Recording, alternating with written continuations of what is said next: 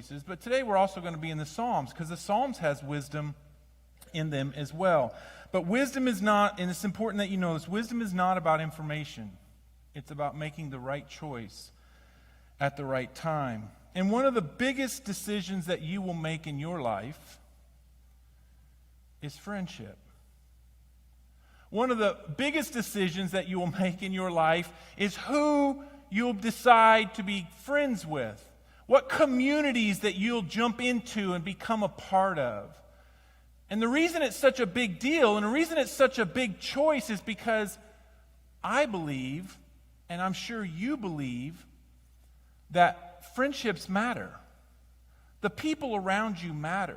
That those decisions in your life are big decisions. Because we tend to reflect the character, the values, the behavior of the people that we're closest to. It's just who we are. We were made for relationships like that. We naturally become a reflection of the people we associate with. And we all know that peer pressure is a real thing. It's not just something you go through in junior high and high school, but peer pressure is a real thing. And as adults, many of you have faced peer pressure. And this is why this decision needs to be such a wise decision. This decision that you make about who's going to be your friends, who are the people that you're going to look up to, who are the people you're going to walk beside, who are the people you're going to do life with. It matters because we all tend to influence those around us, and those around us influence us. Peer pressure is a real thing. I remember one time in high school, and I'm going to tell a story, and I don't think my kids have ever heard this story, so here we go.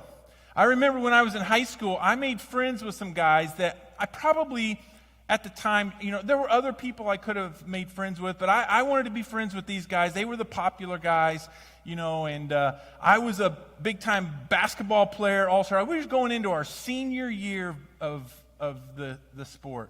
I remember one fall, we had been practicing. We were a week from our first game.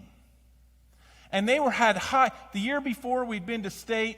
Almost all of our guys were back. We expected to go to state and win state that year. We ended up winning state. But anyway, we decided that we were going to be good that year. And so we went through practice. And here's what, I'm getting to it. One weekend, Mom, Dad, shut your ears. One weekend, they decided they wanted to go to a party. I thought, yeah, okay. I gave in to that peer pressure. I remember going to the party. It was not the kind of party you would expect. We were Hicksville. Pittsville, Illinois is over on the Mississippi River. And, it was just country. And we found a party at a rock quarry. And I remember pulling in. There was one way in and one way out. And I remember pulling into this rock quarry. And there's this huge, giant, round area with hills going up of boulders and rocks. It was an old quarry.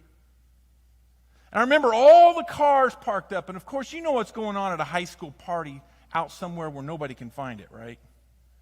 There was beer kegs and all kinds of things going on there. And so I decided I was going to go with my friends. And I gave into that peer pressure. And we went to that party. We were there about 30 minutes. And remember, this is out in the middle of nowhere. There's no lights. And all of a sudden, we see the red and blue lights.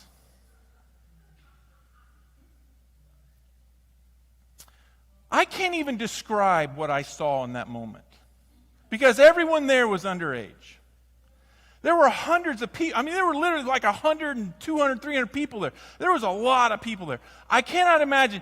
All I saw in that moment when the lights flashed is little black dots crawling up the sides of the thing, going into the wilderness, the woods around, running for their lives. In that moment, my life flashed before me. I remembered that my coach was a no-nonsense kind of guy. And if I was caught there at that party, my season was over. I was an all-state basketball player. I was planning to go to college on a scholarship. And if I got caught there, I knew in my mind if I was caught, my season was over. So I did the right thing. No, I didn't. I ran for my life. I climbed up the hills, and it's like it's almost like something out of a picture of a war movie when everyone runs into the woods and you start running into all these people and they're all like muddy and everything. It's like they're breathing like, do you see him? Do you see him? So a few of us, we found our way through the woods out. I have no idea where we were, out in the middle of the road. And we came out on this gravel road in the middle of the woods. We came out on this gravel road, and a farmer happened to hear what was going on his radio thing, and he came out and was driving up and down the road picking kids up. And it was one of the big-time basketball boosters. And so, yeah, that was a fun evening. I told my dad because I came home just covered in mud. And I told him we had a flat tire. I'm ashamed of that. Yeah. Most of life's ups and downs, most of the biggest things in our life that we regret happen with friends, with people, relationships. Relationships influence us. We give into that peer pressure. We follow the leaders of these groups that we choose to be around. We were made for relationship. It goes all the way back to the parent-child relationship. And then it goes to the husband-wife relationship. And all of these different relationships. Listen, relationships are at the teeter-totter. Relationships of all the ups and downs, pun intended, in life are usually on the apex of a relationship. Relationships matter. And some of those relationships we don't get to choose, like our parents, our families, but we get to pick our friends. We get to choose the people we want to do life with. We get to choose who we will hang with, be with, follow, look up to. All of these things. And how we choose our friends is critical. It's a critical decision on whether your life turns out good or bad. Friendship is a determining factor. Friendship, I have a slide. Friendship is a determining factor in life. And I think we all would agree that that's true. So the psalmist agrees with us as well. Now, we're stepping out of the Proverbs this week, and we're going into Psalm 1. It's interesting that Psalm 1 has to do with this concept, that it seems like it's the first psalm. It's like, okay, here's this giant collection of wisdom and poems and all of these great things that we love to read. You would think, what would be the first psalm to kind of set the tone for the whole book? It has to do with righteousness and the unrighteous. It has to do with the righteous and the unrighteous. And he gets right into this in Psalm 1. In Psalm chapter 1, verse 1, and we'll read it together. Blessed is the one. Now that is a word, it's translated blessed. It can also be translated happy. Happy is the one. The good life is the one. You know, the person who's got a good life and they're happy with their life, the blessed life is the one who does not, now listen, does not walk in step with the wicked or run through the woods chasing after people who are underage drinkers, right? Blessed are the one who does not walk in step with the wicked, or stand in the way that sinners take, or sit in the company of mockers. Verse 2. But whose delight is in the law of the Lord, and who meditates on his law day and night. Right off the bat in the book of Psalms, I see that the psalmist wants us to understand that there are two paths in life.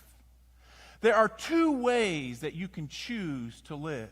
There are two directions. There are two roads. There are two highways. However you want to look at it, there are two paths. And we must choose. And the psalmist seems to be saying, choose wisely the path that you take. Because it matters.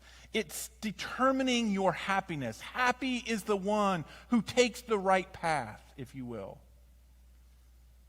What's the first path? The first path is the one that's filled with people who simply live for pleasure and self. We understand from the psalm that these are the people, the sinner, the mocker, all of these, the wicked. They are the people who are so preoccupied with everything but God and others. They live their life for pleasure and for self.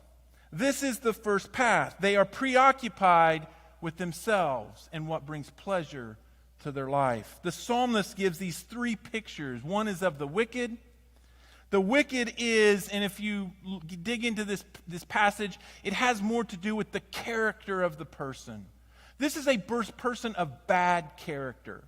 They have bad character. At the heart of hearts, they make the wrong choices consistently. Their character has never been trained. Their character has never been brought up. Their character has never gotten to the place where they just make these bad decisions. The wicked is someone who has a corrupt character. Sinners are the people who live with no concern for God or others. We know from the Bible that the definition of sin is to not love God and not love your neighbor as yourself. Sometimes we split that and we think we can love God and we worship God, but we hate somebody over here. And Jesus was very clear. You can't say that you love God and hate your brother. And you can't say that you love your brother and hate God. It's sin, right? Sin, those things are so... Sin is someone who lives selfishly. The mockers are those who are cynical. They're anti-God. Their attitude is such that they don't have time for God. They're not even sure they believe in God, let alone a God that we have to please, or a God that we must live toward, or a God that we must live for. They are mockers. For the psalmist, the first verse, the people of the first verse, he's saying, blessed are those who do not live like the ungodly in the world. The second path is filled with people who live for God and for others. They are not preoccupied with pleasure and selfishness. They are preoccupied with the law of God, the Word of God, and the concern of others. The word law here, it could mean two things. He talks about they delight in the law of the Lord and who meditates on his law. He could be making a reference to those tablets, the 10 Commandments that was given to the Israelites. Or it could be broader than that. He could just simply be talking about all the words of God. I tend to think the latter. I think that this psalmist isn't specifically speaking about blessed are those who delight in the 10 Commandments.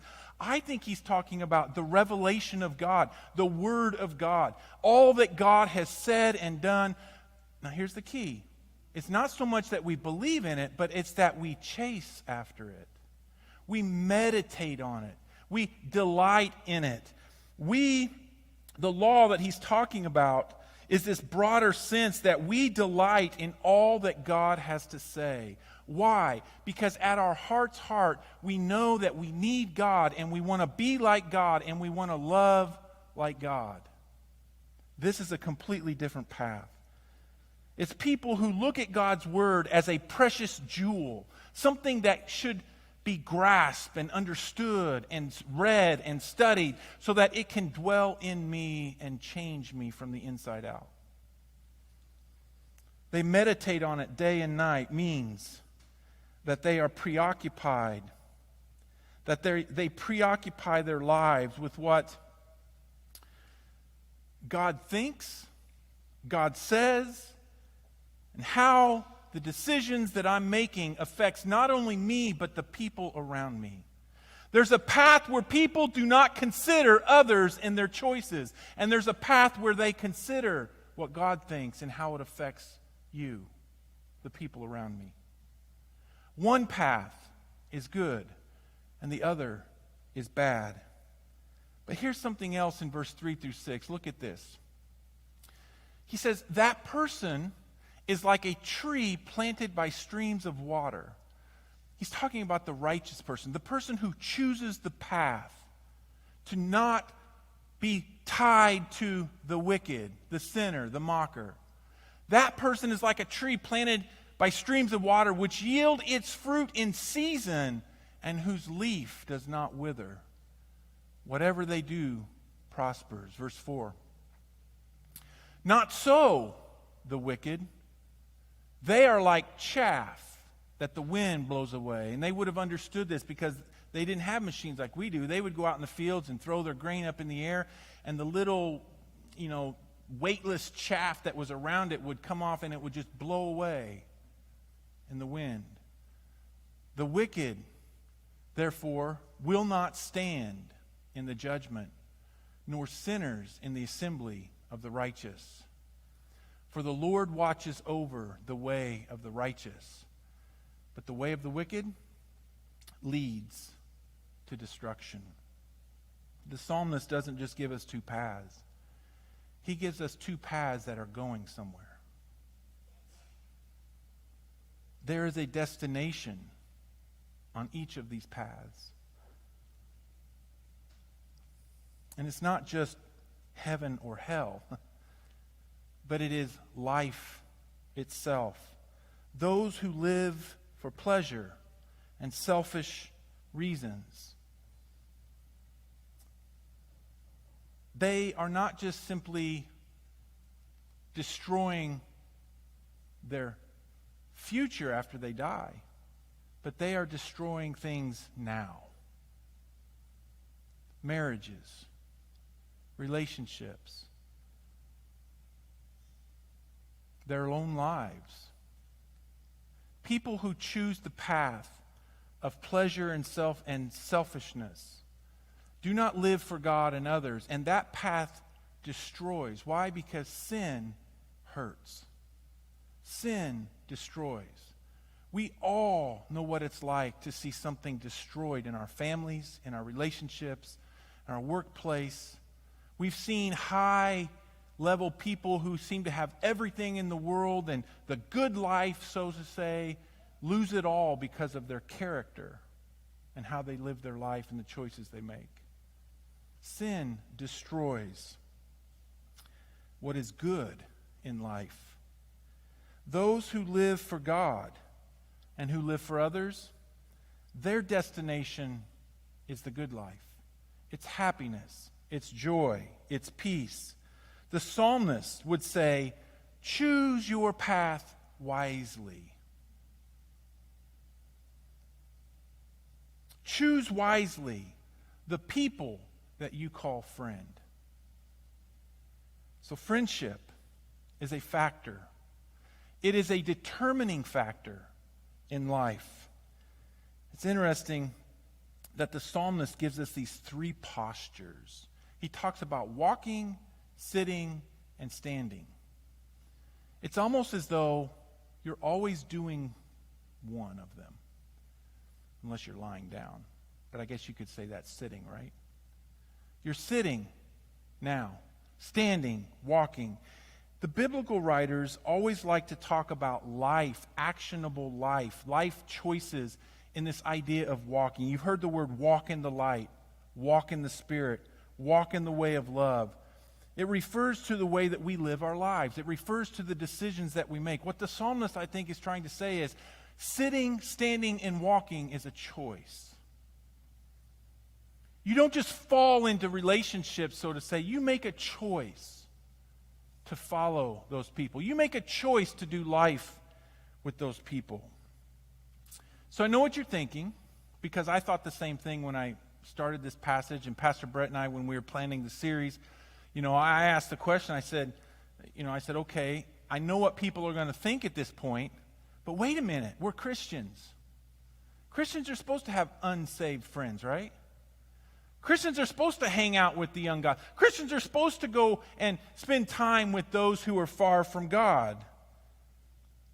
And I think that it's probably a good time here to really make clear what I'm talking about when I say, don't do life with the wicked. Instead, choose friends that bring life to you. Y'all know what social media is, right? Anybody not know what social media is? I know John does because he's on it like he's a master. It's an inside joke. Between him, my wife, John Drews, and my wife, we have this contest on who spends the less time on Facebook. So, it's kind of funny. But anybody know Facebook? Come on now. Who has Facebook? Who does Facebook? Are you awake? Do we need to sing another song before we wake you up? Who does Facebook? Who does social media? Who doesn't do social media? Do we have any influencers here? Where's Lauren? My wife is she influences me.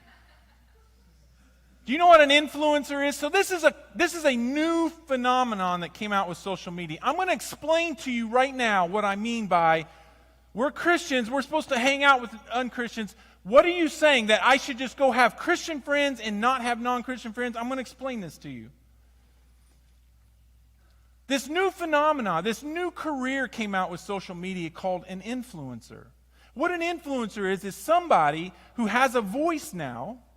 You know what an influencer has a voice now. They have something that they want to teach you. They have something that they want to help you in your life. They have something that they want to go out and influence you in a certain way.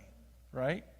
Now, I'm going to show you a quick video. This girl is an influencer. Okay? Watch. That is the example of an influencer.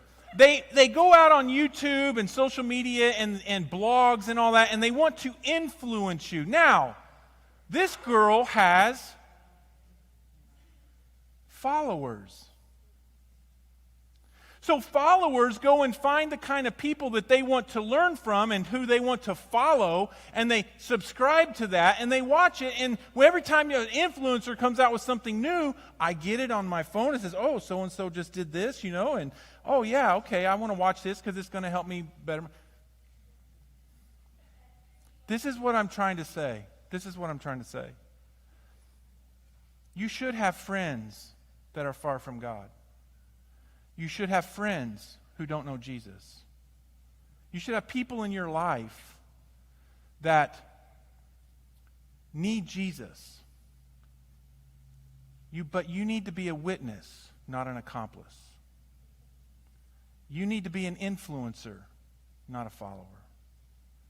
That's what the psalmist is talking about. That we must influence those around us. That our relationship with God and Jesus must be such that we're not following people who are on the wrong path. Instead, we're on the right path, inviting them to come and join us on the right path.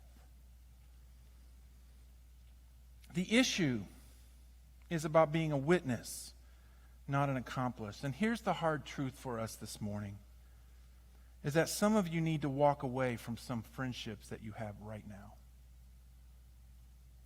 You need to walk away from them.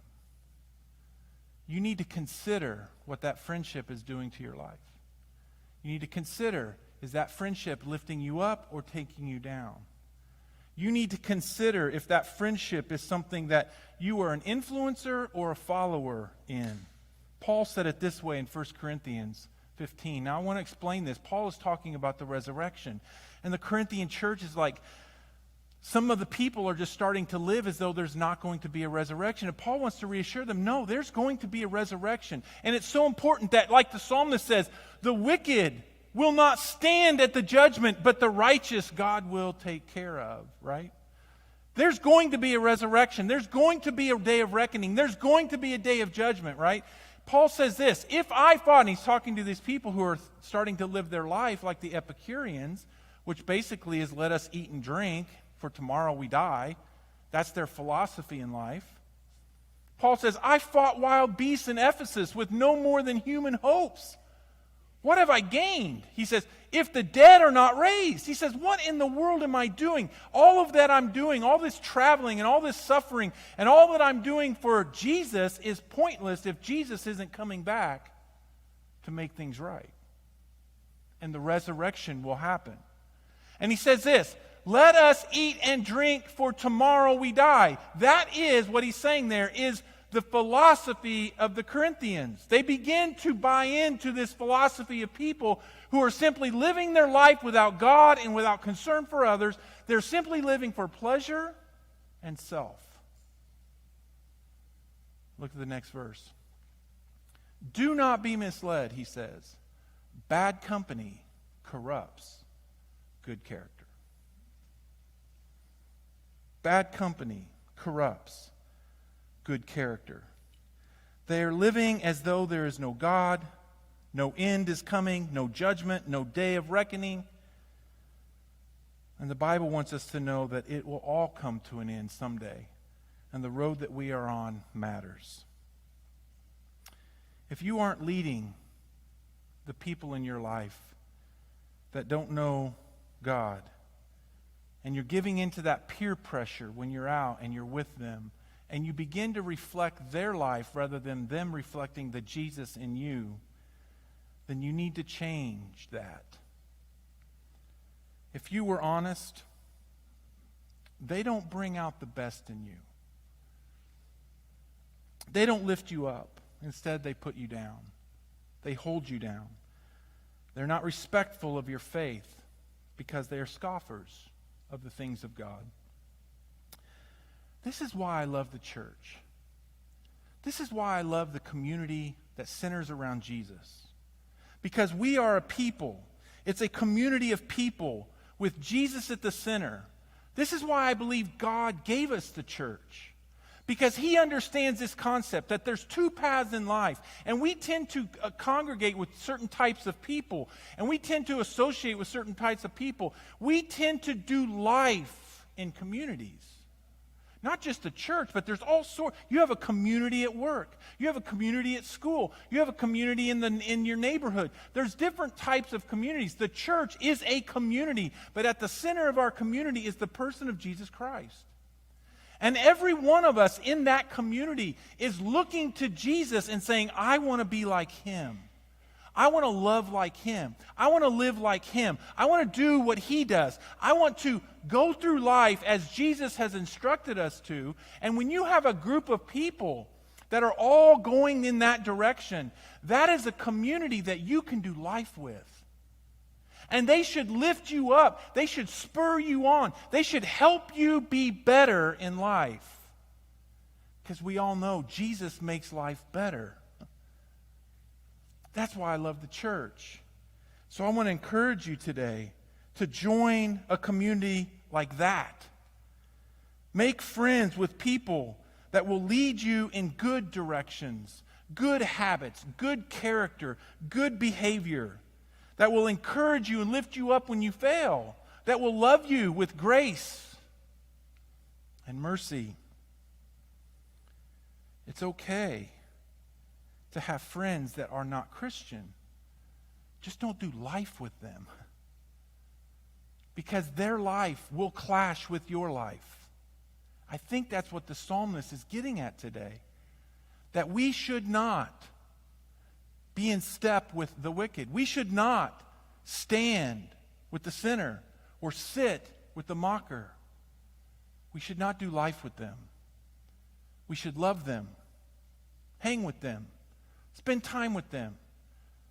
But you're the influencer, not the follower in that relationship.